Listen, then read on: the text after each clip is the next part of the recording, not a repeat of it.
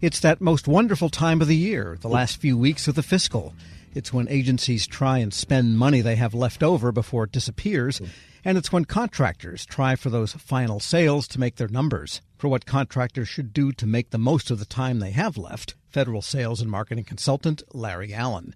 And Larry, with all of the politics and everything going on, September 30th has kind of crept up fast. Tom, it really has. We had the focus this summer on the two conventions, President Biden stepping down, so there have been a lot of potential distractions for people. But now we're really in the home stretch with a little bit more than a month left in the fiscal year, and it's time to focus. All right. And so as we speak, there's only really 5 weeks left until September 30th, not even 5 weeks, about a month left. And there's some tried and true techniques, right, for contractors to get those last-minute dollars. Tom, there are some tried and true techniques, and while I think some of them are obvious, some are not. What I'm telling people right now, the one that I think is probably more obvious but still worth mentioning, is the need to communicate.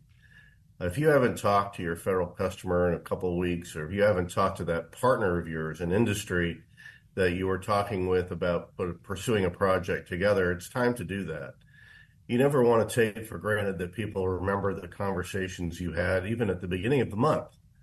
And you want to make sure that you're doing your part to make sure to not only talk about your solutions, but how easy it is for that potential customer to do business with you, because the what and the how both matter. Right, and contracting officers are busy, and you're not going to be necessarily at the top of their minds. And so you have to find a contracting officer that you know and make sure that whatever projects you have going with that agency continue to process through that CO. That's exactly right. And the sense of perspective really helps. We've talked before about the fact that your project is important to you, and I know mine is to me.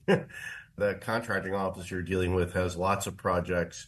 Yours may or may not be in the top 3 priority. So it's a good idea to keep touching base and make sure that that project you think is going to close by the end of the fiscal year does just that. And then you also have to ensure that what you say you'll deliver by the end of the fiscal to get paid for it, make sure you can really deliver that and maybe don't overpromise. Yeah, Tom, this is one of the things that I think we don't talk enough about generally. And yet, when I talk to both current and former government officials, this keeps coming up as one of their top 3 issues with contractors, and that is the propensity to overpromise and underperform. And nothing aggravates a federal buyer more, particularly at this time of year, than a contractor that says, I can absolutely get it to you by a week from Tuesday, but what you didn't say is, that's a Tuesday in November or December. Don't promise more than you can deliver. Don't bite off more than you can chew. One recent conversation I had with a Fed, Tom, is that they believe that a member of the delivery team ought to be participating in at least some of the sales calls so that the entire company, both sales and the delivery side, set common expectations and goals. That may be a best practice that companies want to consider, because it means you're going to have satisfied customers that will come back to you. Yeah, and the sooner you get those delivery and finishing people involved, the less likely you'll have to do some, panic expediting on September 29th. Right. Well, right. And, you can only expedite so much. The government can only expedite so much. So, if it's going to take an extra couple of weeks, just be honest. Remember that your relationships and your reputation are on the line, and you don't want to throw that away at year end or any other time of the year for that matter.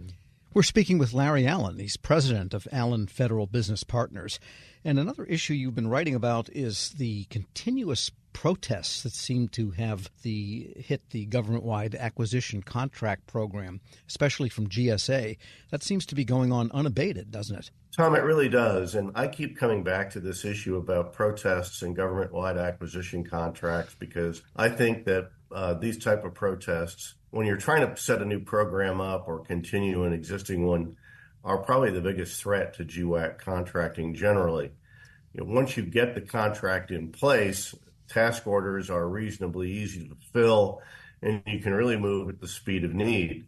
But it takes a long time, years often, to get one of these major GWACs in place, and not just because of protests, but because protests are nevertheless part and parcel of this project. And we're looking now not just at GSA programs, although Oasis Plus, their services GWAC, now has 7 GAO protests, but also NIH is no stranger to protests, unfortunately. And then going back to GSA, their Polaris IT program has been besieged by protests. And some of that time really gets into the venue in which contractors choose to protest. If you go to the General Government Accountability Office, then you get a 100-day resolution window, and often things are disposed of much more quickly. But if you go to the Court of Federal Claims, which increasingly contractors are going to, they don't have that timeline. It's adjudicated when it's adjudicated. And that's one of the things that I think is really cropped up in Polaris, as well as NIH's CIO-SP contract.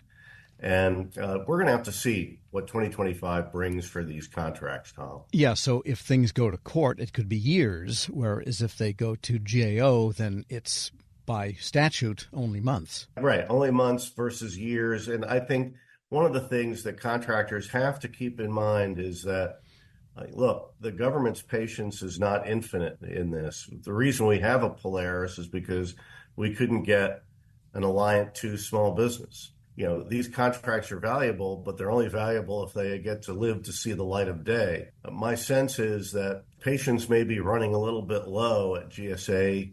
I can't speak to NIH, but at GSA with some of the constant protests, because they do cost the agency money and time, just as they cost industry time. And there are several people who've already started to say, myself being one of them, do we really need another small business IT GWAC, particularly if you can't get it out the door? So you don't want to necessarily kill the goose that laid the golden egg. You want to keep things in perspective. All right. And then finally, you are predicting a slowdown in defense spending, which is counterintuitive given what Congress wants to do, or what they've said they want to do in the budget proposals for DOD. Well, Tom, I think we're setting ourselves up for a late fall, early winter slog between the House and the Senate on both the defense authorization bill and the defense appropriations measure. In DOD land, both are equally important. And while appropriations are must pass, technically the authorization bill is one that usually does pass. It's been several years since it hasn't, but it's not 100% must pass. And if you've been looking at some of the signals coming off of Capitol Hill, you can see that there's really no sense of urgency to move the Senate version of the authorization bill. Conversely, they passed their version of the appropriations spending measure before they left town for August recess. But they did so at a level that's basically guaranteed to set up a debate with the House over funding levels. And while this is an election year, and normally you like to see, or expect to see anyway, defense spending go up, particularly in the world that we live in today, there are deficit hawks, particularly in the House, many of whom are running on a platform of reining in government spending. So it's by no means a given. I think it's going to cause some delays in getting both final appropriations and authorization work done. Yeah, so hurry up and wait. Larry Allen is president of Allen Federal Business Partners. Thanks so much. Tom, thank you, and I wish your listeners happy selling. We'll post this interview at federalnewsnetwork.com/Federal Drive. Subscribe to the Federal Drive wherever you get your podcasts. And this program note, be sure to log into Federal News Network's special seminar, Workplace Reimagined. Hear from workforce and workplace experts from across the government and industry. It starts today at 1 p.m. at federalnewsnetwork.com.